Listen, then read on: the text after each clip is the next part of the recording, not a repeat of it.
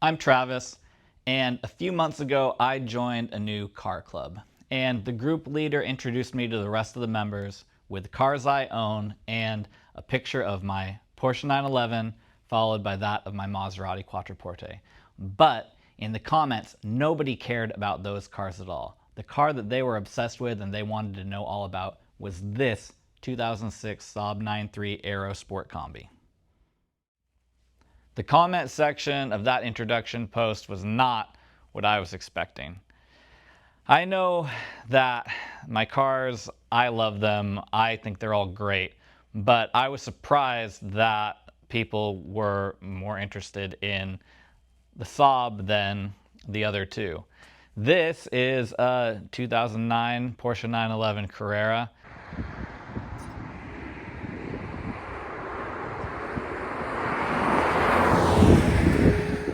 It's the 997.2. It's got a manual transmission, engine at the back, key on the left, and the 911 is the gold standard for sports cars.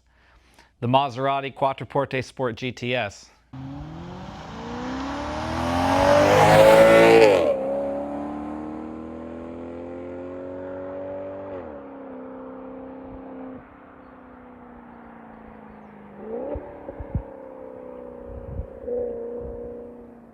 It's got a Ferrari-derived V8. There's nothing else on the road that sounds quite like it, and it just oozes specialness.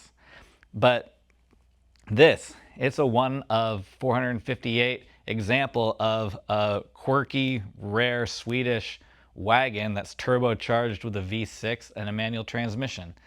And it was only $1,800 with a misfire. Now from the outside, this collection looks kind of piecemeal and eclectic, and it is eclectic, but that's a byproduct of how I've been trying to assemble my cars rather than the goal. I don't drive very often. I work from home, so I try to structure it so each car has one job that I know when I have to do that thing, I'm going to grab that car. And having a Swedish wagon, a German sports car, and an Italian exotic sedan is just a byproduct of me trying to have one car do one job. For me, the Porsche does the sports car job.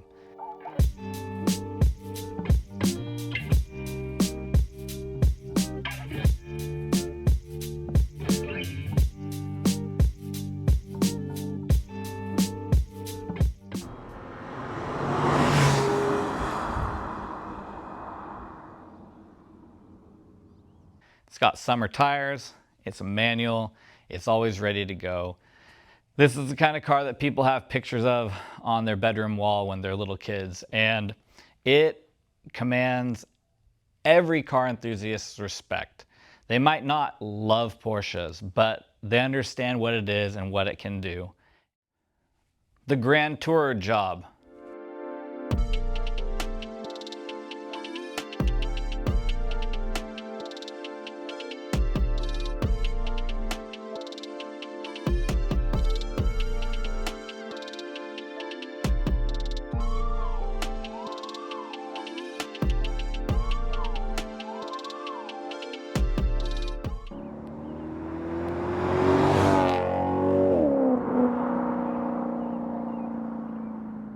Quattroporte, 4 doors, Ferrari-derived V8.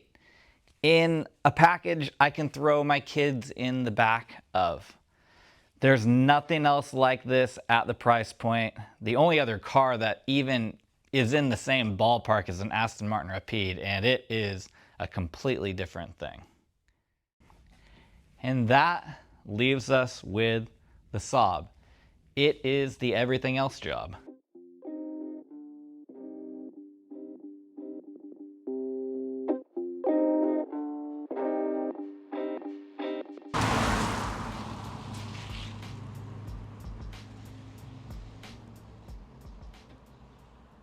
I can take this car out in bad weather.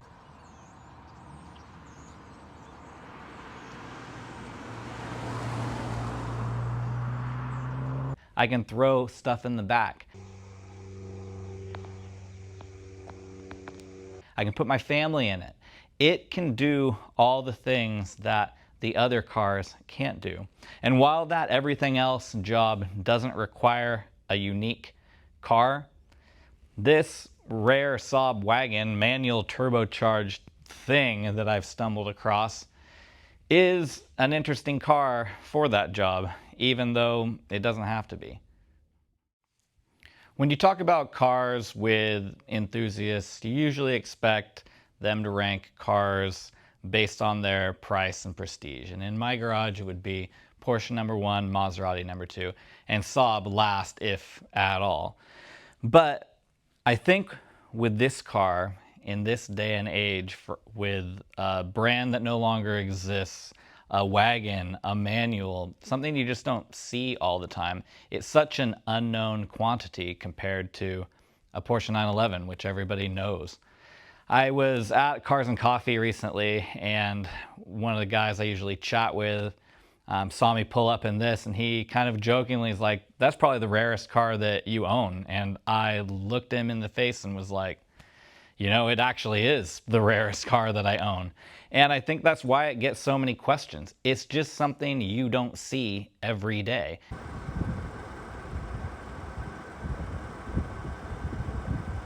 And it's a choice. The 911 is a kind of an obvious choice, and the Maserati isn't necessarily an obvious choice, but you know, people see them around, but these just don't exist. And the thing that I think is the most interesting about this whole thing is how the market seems to think that price and being interesting are the same variable, but really they're not. And this car is a great example of that. It's the cheapest car I own, and it gets the most questions from other car enthusiasts.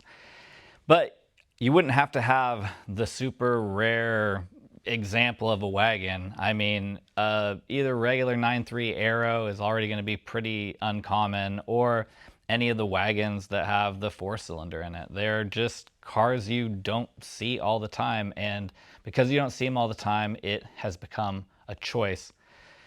And that's really what enthusiasts are interested in. They're interested in the stuff they don't see all the time. Those are the things that are going to get all the questions.